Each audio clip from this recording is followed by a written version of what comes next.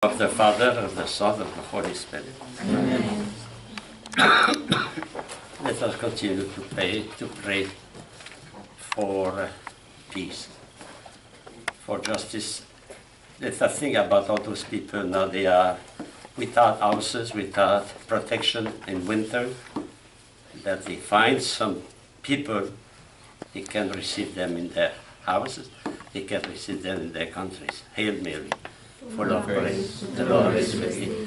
Blessed art thou among women, and blessed is the fruit of thy womb, Jesus. Holy Mary, pray for us sinners, now and at the hour of our death. Amen. Mary, seat of wisdom, pray for us. In the name of the Father, and of the Son, and of the Holy Spirit. Amen. I will not insist on modern logic, because I already explained to you on page 107 and 108. In fact, when I explain the different kind of possibility, the four possibility, remember, ponens, tollens, no? The two valid and the two non-valid, I gave you the form they use in mathematical logic. So I will not insist on that. What I can say, and repeat already, the mathematical logic is not linked with the truth. Huh? It's not linked with the reality. So it's the reason why they can accept both possibilities at the same time. The Aristotelian logic does not accept. You see, we can say nothing. Huh? We can say nothing. We don't know. Rule to observe, of course, not contradict oneself. That's the minimum of rule. We must not contradict oneself. Huh? Okay? Well, no contradiction. The rest we can do. We can put under P and Q what we want. Huh? The logician does not. Modern logician does not. Is not preoccupied with the link with truth, with the reality. It is a closed word like mathematics. Huh? In mathematics, we can construct any kind of system without any direct reference to reality. I go to page 109.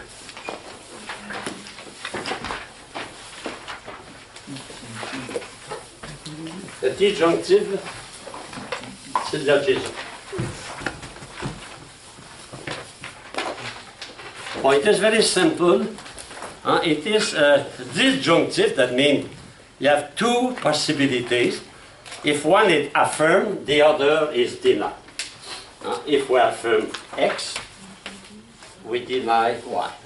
So he affirms X, I deny Y. If I affirm Y, I deny X. X. If I deny X, I affirm Y. And if I affirm, I deny Y, I affirm B. So, common sense. But the rule is very important to follow. Is the disjunction, the separation, must be complete. For example, if I say, either Paul is a Catholic or a Protestant, can I say that? No, he is either a Catholic or non-Catholic. So here, use the contradictory opposition. Otherwise, your conclusion would be invalid. If I say you are either a Catholic or a Muslim, that's not good. Catholic or Orthodox, we must have Catholic or non-Catholic, Muslim or non-Muslim. Okay? We saw that already. Completely enumerated. Second law, just beyond there. Let them not to be true or false at the same time. That means if one is false, the other is true. And if one is true, the other is false. It is the equivalent of opposition between A and O and E and I. There is no middle. If one is true, the other is false. Contradictory opposition. Well, that is not difficult. I go now to the second one. It is, we call the enthymeme. Enthymeme. Thymos in Greek means the mind. And in. So So in the mind. That means a syllogism, a part is in your mind. And we do that most of the time. It is the form of syllogism we use when we speak.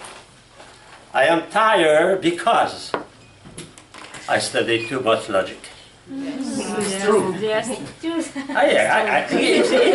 If it is true, I am very happy. not you have a headache, but yet you study.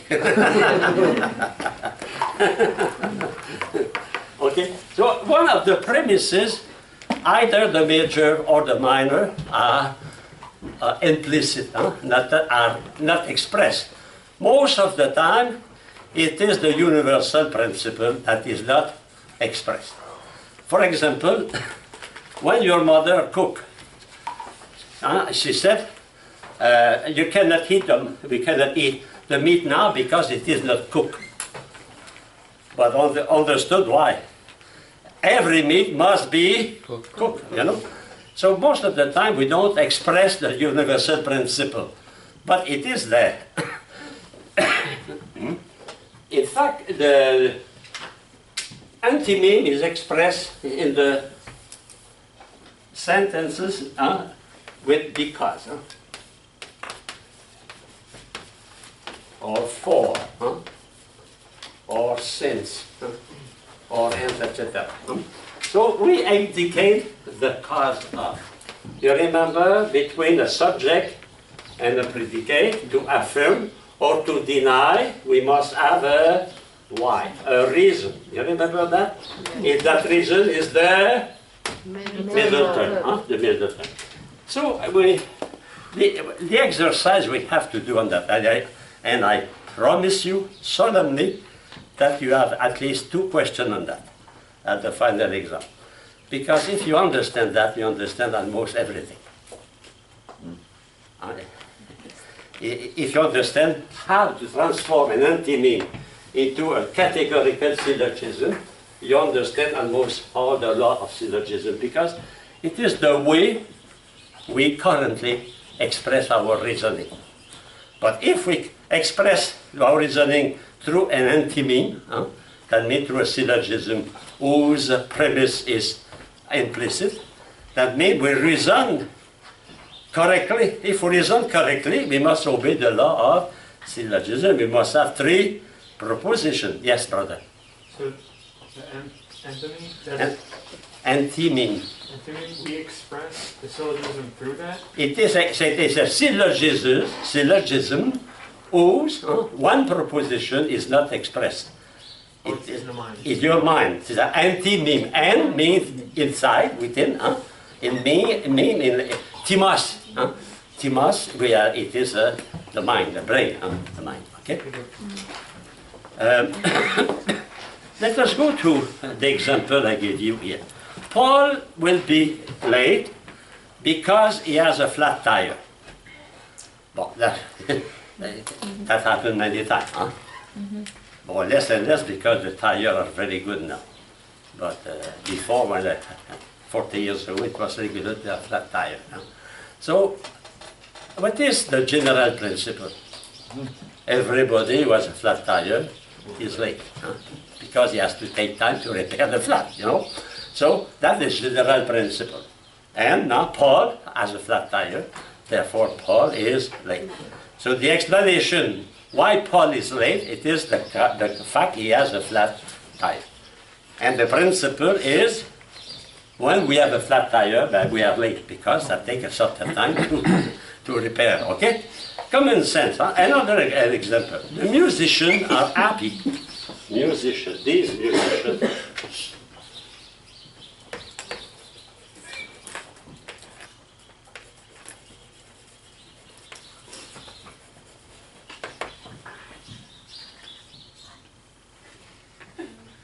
these birds are Happy. The Egyptians are happy. Why? Because they are applauded. Well, because these musicians, they take the time to write these musicians. are applauded. Okay? So, these musicians, what is the affirmation? What do you affirm? These musicians are happy. So the predicate is happy, the verb to be, and musician, the subject. So you have this here. Musician, these musician, conclusion. These musicians are happy. Predicate, the verb, and subject. Now you have to find a middle term, a bridge, between that. Where is the bridge? Applauded. Musician, what is musician? Is the subject. So therefore, here is the middle term. So the minor, these musicians are applauded. How did you know it was MU and not MD? Huh? How did you know it was MU and not MD? And undistributed? Applauded. Couldn't it be an MD, distributed? It is undistributed. How did you know? Because the verb is Positive. affirmative. Among all the people in the world who have applauded, musician, star, student, etc., my student, passed on. Okay? Now, you have the middle term here, undistributed. And you must have a major. In the major must be the general principle. And normally the general principle is universal. Therefore the proposition should be universal. Affirmative should be A. A. That is A. It is I and I. We should have A. And what is the best form, the best figure? So, the major, the middle term must be subject, and the minor, it must be the predicate. That is the perfect form because we see clearly that the middle term is the bridge between the subject and the predicate. So what can we say? We have to make a universal principle with the word applauded. All those who are applauded, or whoever is applauded, or all the applauded ones. Okay, let us write, for example, whoever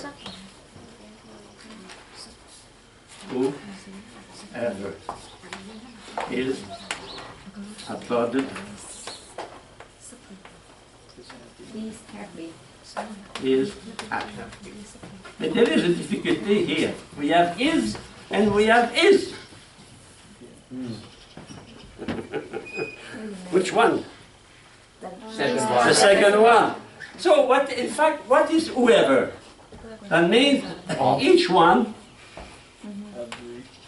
who is applauded.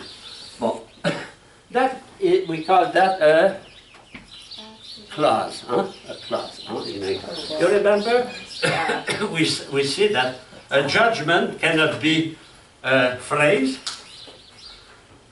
A judgment cannot be a clause. That means it is, all that is the subject. All that is the subject. And that is universal, therefore the middle term is distributed. And happy is undistributed. The middle term must be at least once distributed. Once distributed. So that exercise will be asked from you. I will ask. I promise at least two. In the without book, and probably someone in the take home. Because if you understand that, you understand the rest. But the problem for some students they cannot make the difference between the conclusion and the middle minor.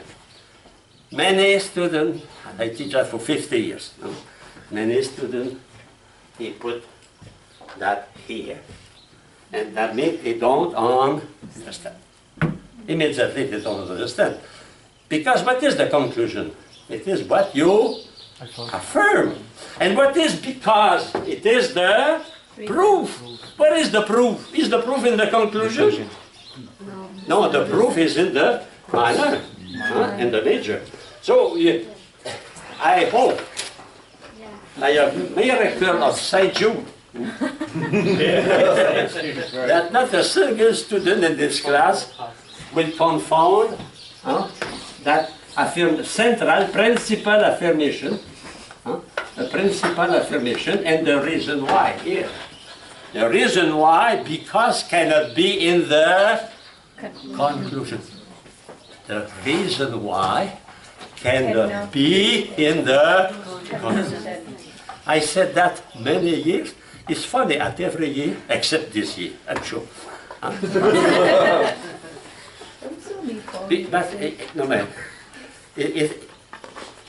It is important to distinguish what I affirm, and what I affirm is the conclusion. And when I say because by the cause of, that is the middle term, the bridge, the reason why. And the reason why, the middle term must not be in the conclusion. We saw that, one of the rule. The middle term must not be in the conclusion. So, if you want a trick, because that sentence can be written is because the musicians are applauded, the musicians are happy. Or like I say, the musicians, because they are applauded, they are happy. So you have three ways of expressing the same thing. What is important? The because indicates you the middle term, the reason. And the reason normally is not in the conclusion, but the reason is in the above, giving the above. It is the minor and the major. The common term, the middle term. Okay? Thank you, St. Jude.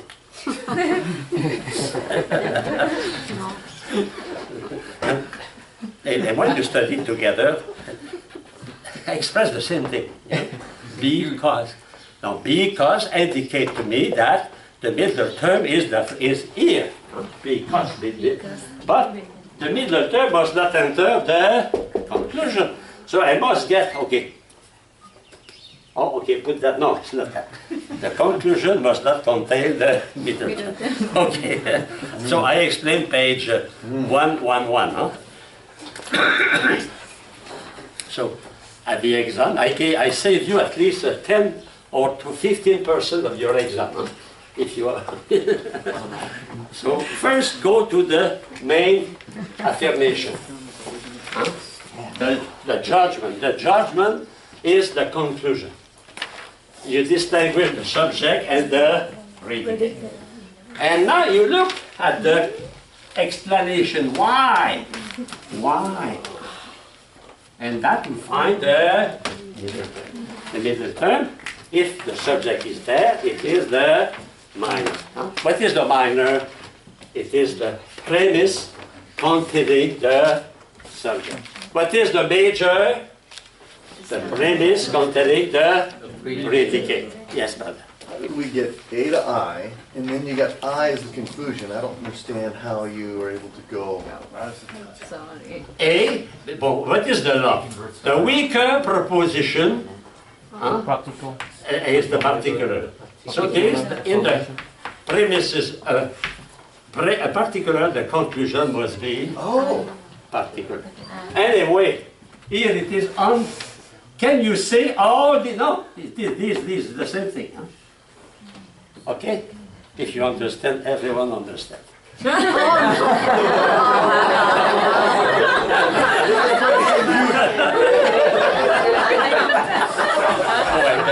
Forgive me. I can't say that because he's my friend and your friend. Okay. No, not his state was question. Our question had intelligence.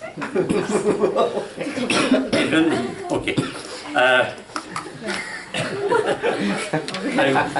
Is an occasion of joy, like the Blessed Virgin Mary, causa nostra laetitia, cause our joy. No? And each one must be the cause of joy, no? Yes. Yes. Yes. Not the cause of sadness. Okay. So I hope that I will give you the game to be an occasion of joy. And for you and for me. You know, I'm not happy when I am obliged to write 0. I'm not happy. I am happy when I write 1 or 2. So give me the occasion to be happy.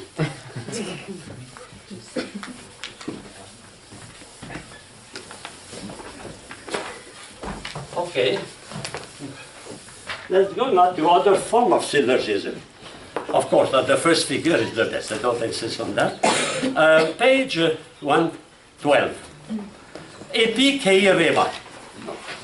Epikeirema in Greek means to attack. Here a little correction, no? To attempt to prove. Huh? Not to attempt and to prove, no. To attempt to prove. To make an essay. Huh? Prove. Okay? To attempt to prove. What is the meaning of that? That means when you have an epikeirema, it is a syllogism, but in fact 1 or 2 premises, the minor of the major, is an antimeme. What is an antimeme? Intimate in mind. It is we explain that the reason why. They would say because. We give an explanation. So we call that epikeirema. Okay? Let us go to example. The message. Every man is corruptible because he has a composed essence. So every man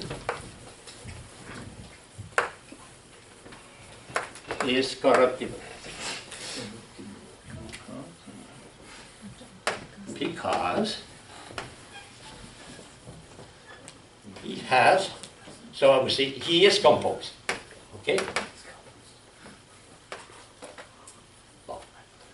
I continue. But Peter is a man.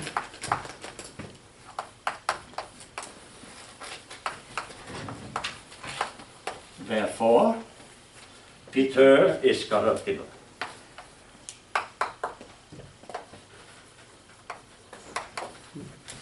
Okay. Here we have one premise. Every man is corruptible, the major. Here Peter is the subject, predicate. What will be man? There's a middle term. Middle term. Middle term, no? The third one, the third term. So, in fact, we have a syllogism. Every man is corruptible. Peter is a man. Peter is corruptible. But one premise is given with its explanation. So, every man is corruptible. What is that? What is that in regard of that here? It is the conclusion. Yes. The conclusion. So, if we have the conclusion, we should have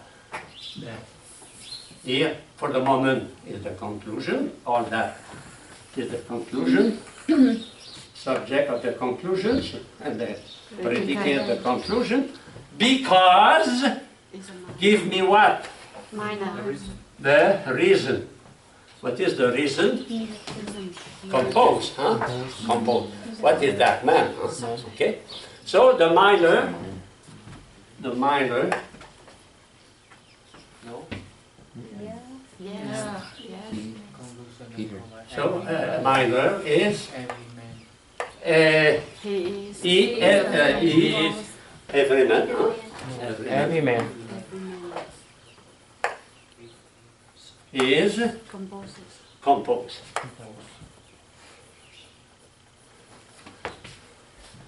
So what can I say for the general principle, a major?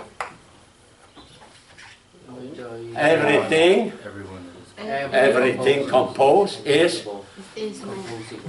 composed. Everything composed is composed. No. What I have to prove here? Corruptible. Huh? So, Corruptible. yeah. So, Every composed is every composed thing, yeah. composed thing is the Every corruptible. composed being Composed being is the corruptible. is Corruptible. corruptible. So now I have in fact, the major here will be the conclusion of that reasoning. And that conclusion is every man is corruptible. But that affirmation is proved by another syllogism. Every composed being is corruptible. Every man is composed, therefore every man is corruptible. So the conclusion becomes the major. That kind of syllogism, we call that A.P.K.E. Raymond. Sometimes we have the major, sometimes we have the minor, sometimes both of them are accompanied with a proof. And that, in fact, what it is we call also a form of polysyllogism. It is what we study now. Many, poly, many. Polygon, remember? A polygon with many sides. That is a polygon. Irregular. Irregular. What is interesting? Polygon, if you see, look at our book of mathematics, it is written a figure with many sides. But the word gone in Greek means angle. Angle. Polyangle. We should say, to be faithful to the root, we should say it's a figure with many angles. But we say many sides. In fact, can angle exist without side? No. No. Can angle and can side exist without angle? Yes, No. straight line. Side alone? Straight line. It's not an angle. Straight line. To have an angle, you must have at least two lines. Okay, St. Jude. Okay. Okay, so definition, syllogism in which the proof is conjoined to one or both of the premises, the proof. We prove one or we prove the other. Well, Peter is man, well, I don't think it's necessary. If you want to prove that, you say because he can laugh, because he can talk. If you want, but it's not necessary to prove everything. Some things are so obvious, we don't prove them, okay? It's a polysyllogism. Poly, many. Syllogism, reasoning. To put together many logos. Logos, it is a word, preposition. In fact, a syllogism is made with three propositions, three logos. Poly, syllogism, more than three, when you have more than three. Okay, look at that here. The example is just a spirit has no matter, but the human soul is a spirit. Therefore, the human soul has no matter. Now, that is the first syllogism. The conclusion of that first syllogism, the human soul has no matter, becomes the major of the second reasoning, second syllogism. So, the human form has no matter, but what has no matter is incorruptible, therefore, the human soul is incorruptible. That is the conclusion. The conclusion of the second syllogism becomes the major of the third syllogism.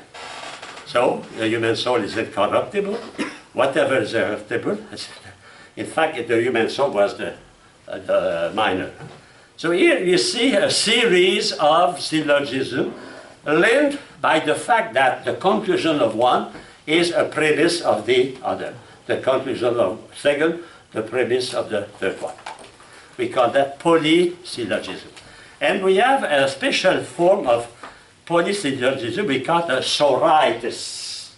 Sorites.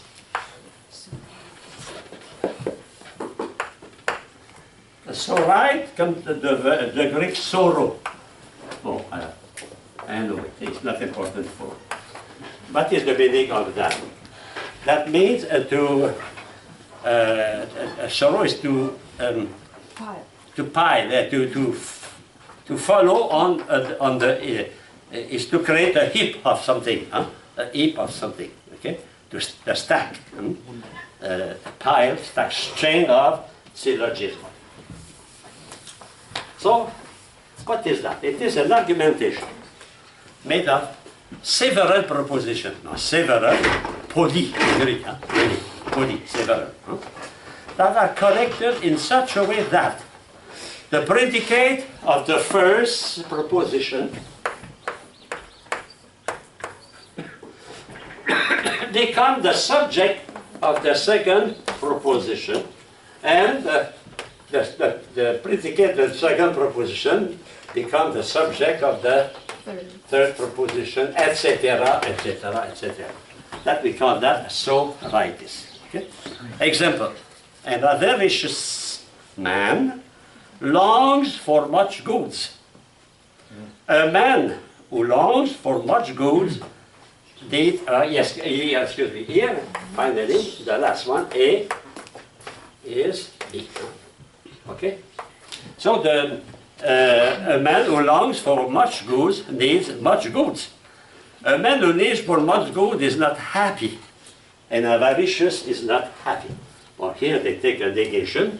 So the subject of the first affirmation and the predicate of the last, so they are in such a way the subject of the first is the subject of the last, and the last predicate is the predicate of the conclusion. We call that sorites. I would, is it important? But yes, it's important, but it has not the same importance than the anti-meme. Don't forget your friend, the anti-meme. But you should know that kind of syllogism. Okay. It's a way we think. Sometimes we have that. People make a speech and the conclusion of the first becomes, etc. Finally, at the end, and they unite the first with the last and they make a conclusion. Okay, I go now I give you, I think, 28. 28. 28, you have 28. Do you have that? No.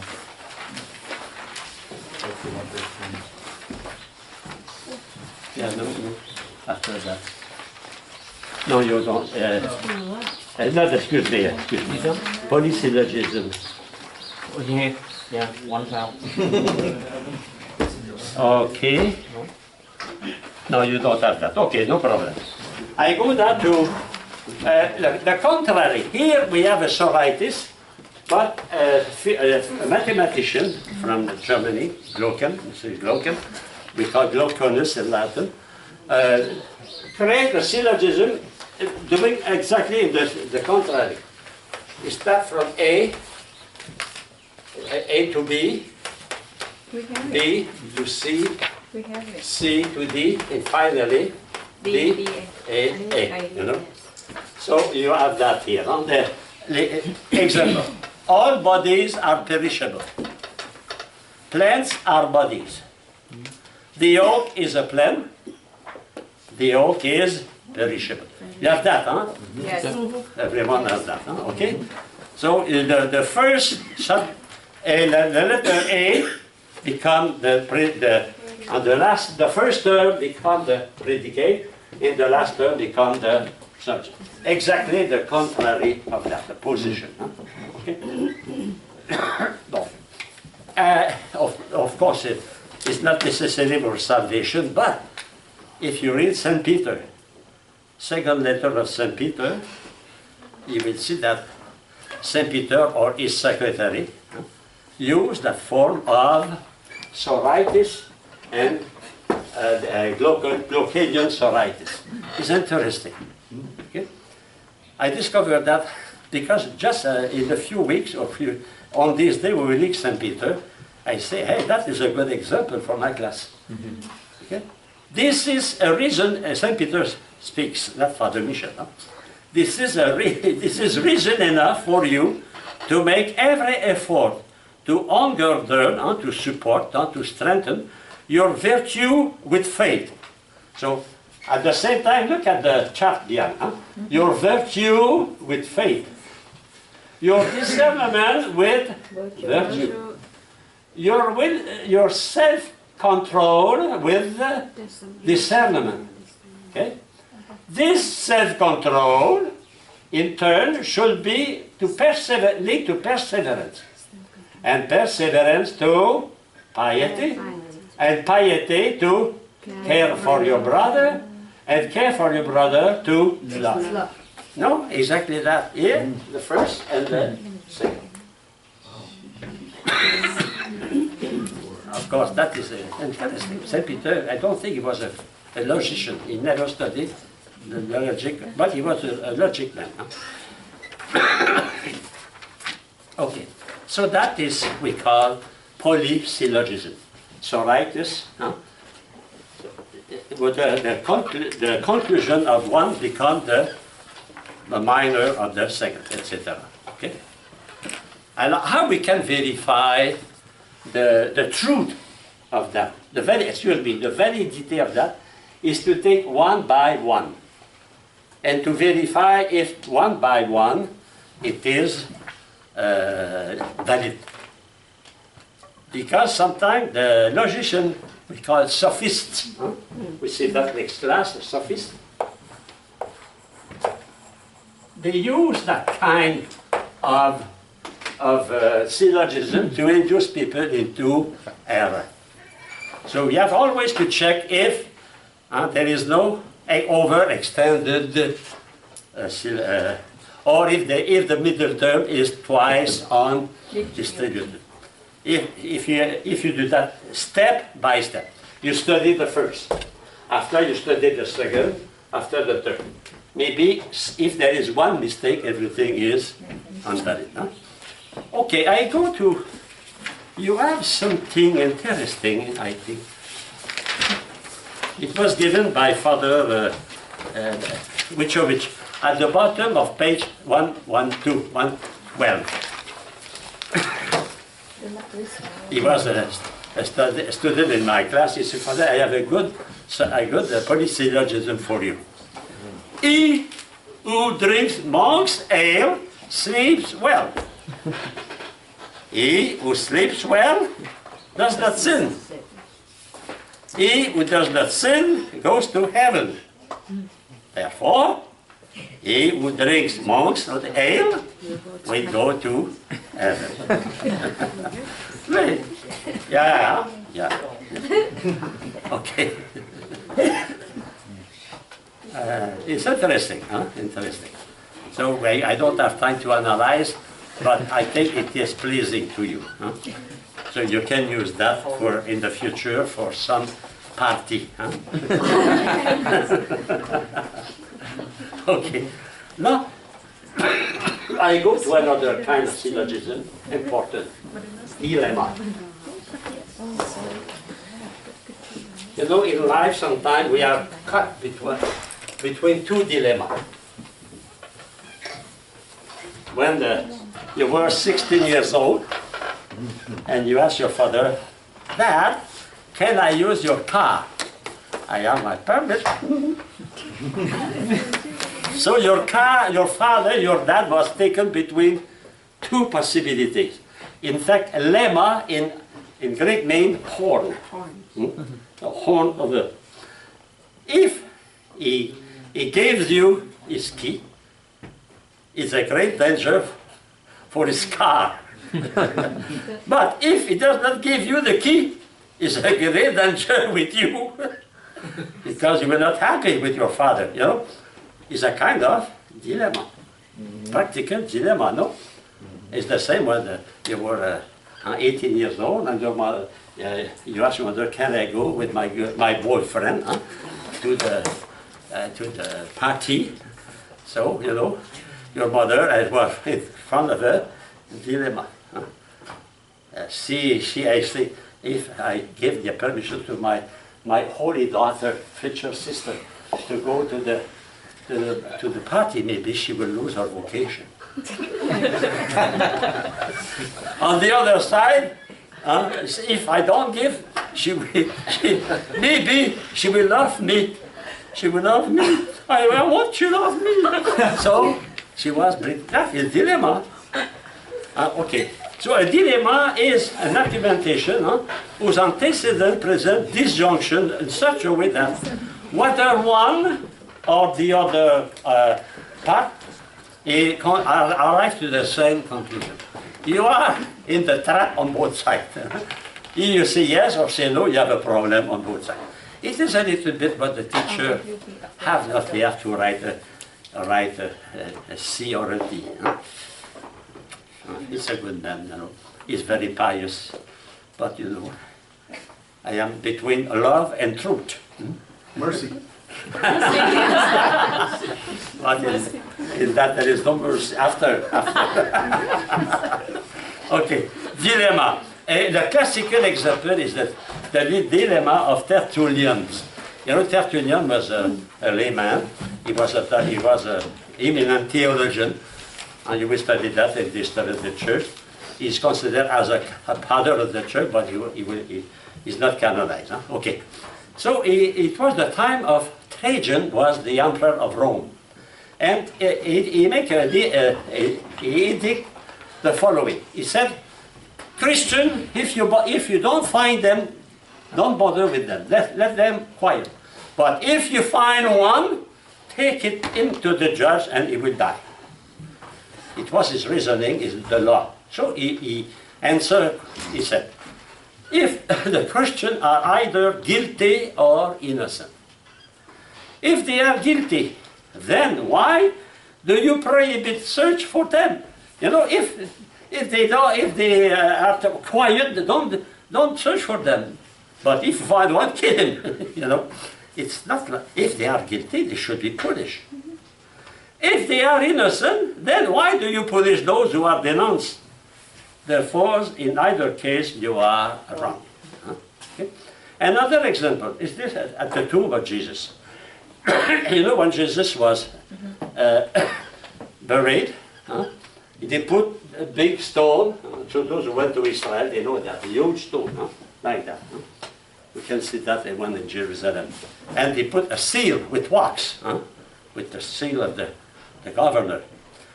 And they were guards, soldiers, because they were afraid that these disciples would steal the body of Jesus. So, what happened? We know that Jesus resurrected, and they accused the apostles to have stolen his body. So, here, either soldiers watching over the tomb of Jesus were asleep or awake. Okay? If they were asleep, they did not accomplish their duty on sentinels. They were supposed to watch, and they did not watch, and the disciples took the body. If they were awake, they did nothing to impede the disciples from taking Jesus' body. You soldiers, you have no guns, no taser, but you have a sword. So you should use your sword to kill those people. But you did nothing. In both cases, you are guilty. Okay? So that is a dilemma. Another kind of dilemma. In a senatorial investigation of a public official charged with accepting bribes. You know what is a bribe?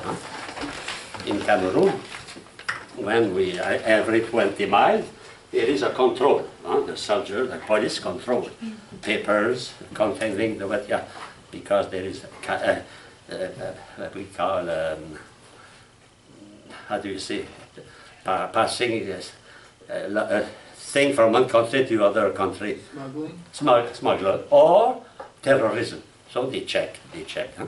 Paper, etc. And sometimes they make a the paper is not in order, but you have to bribe.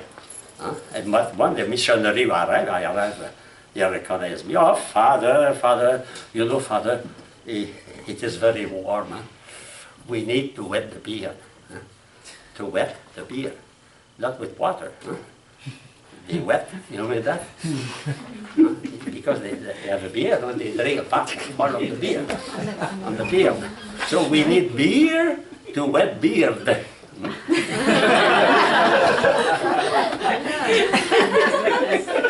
A day I passed a control. Oh, I was afraid because they are big, gun, not a little, huge, like a Russian. Huh? And they were waiting in front of me like that. So I stopped, of course. Huh? So, oh, Father, with the gun under the nose, huh? Father, oh, we want your rosary. Because I have my rosary in front of my, we want your rosary. But I say, it's the only one I have. I cannot give you the, okay, Father, go. So, but I learned after that their guns were not charged. Okay, so in the senatorial, okay, the official played that he did not know that the donor of so many gifts to him was a public enemy. To this one of the senator replied, he said, either, you senator, you were in error or you were lying.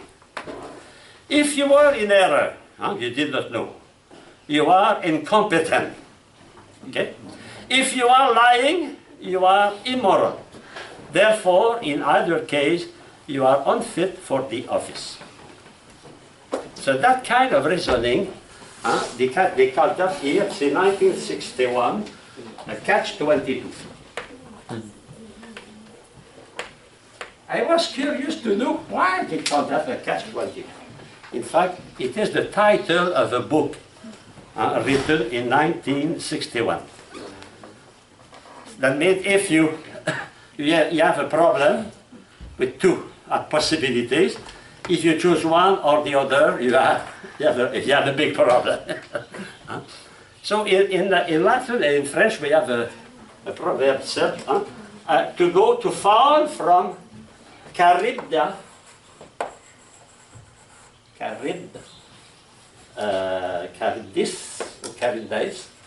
into Scylla. What is that? In the mythology, now first in geography, you have the Italy here, you know, like a boot here, and you have Sicily. Okay? And between that you have Detroit, Strait, Messina. Messina. In that strait here, you have two rocks. One is Charybdis, the other is Scylla. In between the two, you have a whirlpool. The water is turning like that because two currents arrive. Huh? So when the boat arrive here, is inclined to go there. Huh? But if they want not to go there, they will go there. Anyway, they are in the danger to crash on the Charybdis or on the Scylla. Is this from Charybdis into Scylla? That means when you have a problem, you find a solution. That solution will cause another problem. Finally, you have bad situation, in danger. Okay. So the rule for a dilemma. What are the rules of dilemma? First, the disjunction, either or, must be complete, must be perfect. There should not be a third possibility. There must be one possibility. If there is a third possibility, it's no more a dilemma because you can find that third possibility to save your life if you want. Okay? Secondly, the consequent, which is deduced from each of that, must follow legitimately. I mean, the conclusion must be valid, valid conclusions. Follow the law of syllogism. And exclusively from each member of the disjunction. That means the conclusion must follow from one or the other. If I crash on, if I avoid Charybdis, I will danger by, to go on Scylla. If I avoid Scylla, I will be a danger to go to Charybdis. When I avoid a problem, I will find another problem. Okay? So, for example, but it will be attentive that the enemy, the adversary, can then use your own syllogism to retort that to you. For example, here, let us go. Again, this rule says the following dilemma proposed to a person to prevent him from undertaking the administration of public affairs. You will administer public affairs either honestly or dishonestly. If honestly, you will please men. If dishonestly, you will displease God. Therefore, you cannot accept that position. Okay? To this argument, we can reply, I shall administer publicly affairs either honestly or dishonestly. If honestly, I will please God. If dishonestly, I shall displease man. It makes mistake here. If dishonestly, I shall displease man. So, now excuse me, I shall please men also. Because if I am not honest, men will be happy that I'm not, because I will do their job. I will accept their bribe, their bribe. So the syllogism must be in such a way that you cannot use the same thing to attack you. Well, I will not insist on that. What is important? It is important first to know what is a dilemma. Because in life, I told you, your mother, your father, and you have sometimes in presence of a dilemma. The case of abortion for a doctor, for example, is a case of dilemma. The mother of the child of the mother, in the medical, okay, the life of the mother or the life of the child, donc the dilemma must be complete. If we have only two possibilities, if you have a third possibility, it's no more a dilemma, because you have no way to escape. A dilemma, you are in such a way you cannot escape. Either you did that or you were that. Okay? So, two kinds of syllogism in the paragraph here. One in which the subject is a singular. We saw that just before. All American presidents are born in the United States. Bill Clinton is an American president. Bill Clinton is born in the United States. Because every president must be born. We call that a singular syllogism. Paul. When the middle term is a singular term. Example. The mayor of my town is Mr. Habakkuk Bernstein. Mr. Habakkuk Bernstein is my uncle. Therefore, my uncle is the mayor of my town. Now that is a syllogism with the middle term. The middle term is singular, in fact, here it plays the same role as universal, because if there is only one case, and the case is accomplished, it is like universal. But I would not insist on that. You have an example of a concrete situation of dilemma. Some young people, after their college, they want to find a job. So you are hired if you have some experience. But to have experience, you must have a permit. But you don't have a permit, you cannot be hired. Therefore, you cannot have experience. The problem of that. Because they go, they have no experience, but they hire people with experience. Okay? So it is the same for a taxi driver. To run a taxi, you must have a permit. But to have the permit, you must have some experience as a taxi driver. So there is okay. Now, a biconditional reasoning. It is not in your book, but I say that because it is used if and only if. P, then Q. And if and only Q, then P. That means every form of conditional is valid for that. We saw before that if P, then Q. 3, then Q. Non-Q, non-P. But the rest was invalid, no? For example, minus P gives nothing, and minus Q plus Q gives nothing. You remember that? Yes. But here, all the possibilities are because there is no many possibilities. For example, why we can answer here? Because there are many possibilities. Here there is only one possibility. Therefore, minus P will give you minus Q, and that's no. Yeah. Yes, and plus Q will donate plus V, etc. That means if and only you eat your soup, you will have dessert. You eat your soup, okay, ice cream. That is if and only if. Okay. And finally, we call multiple complex syllogisms. Well, I give you some examples. You can read that by yourself. It is the summary of all the rules we studied before in that kind of syllogism. Well, let us take the first, okay? First. Either exercises are easy or exams are not difficult.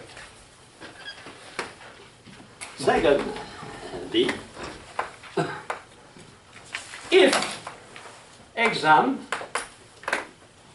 are difficult, then student will suffer headache.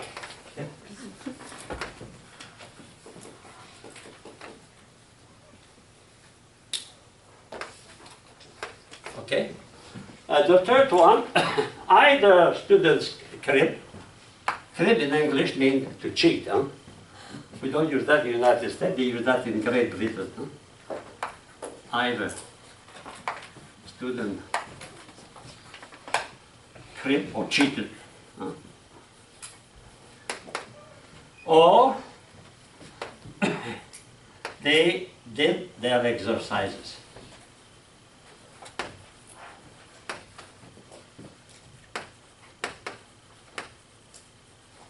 Okay.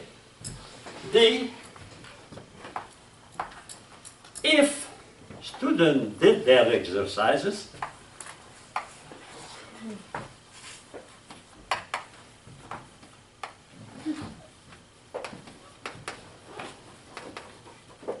then they will not suffer headache. They will not suffer headache. And finally, it is obvious. What is meaning of that? It is the conclusion. No? Huh? That exercises are easy.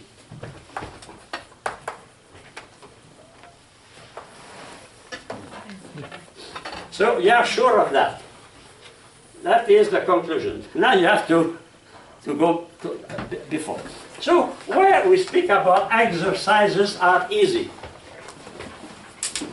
The first. In the first. A. Subject of the first. So are easy. They are easy. Okay. If they are easy, or a disjunction, what happens in a disjunction? If one is true, if affirmative, the other is False. negative. Negative. But be careful. Negative by negative give me an affirmation. Therefore, exams are Difficult. difficult. Okay, where they say exams are difficult? Here. Huh? No? Yeah. Exams are difficult. So I should use the color. Huh? I affirm exams are difficult. Then, if I affirm P, what happened? I affirm Q. Huh? I affirm Q. Therefore, student will suffer headache. Okay, where they speak about student suffer headache? See. Here. Huh? Here. Then they will suffer, they will not suffer headache. But here they suffer. Therefore, what is that? Negative. Huh? To have affirmative, we must deny that. Therefore, if I deny Q, what happened to P? Deny. I deny P. That means the student they did not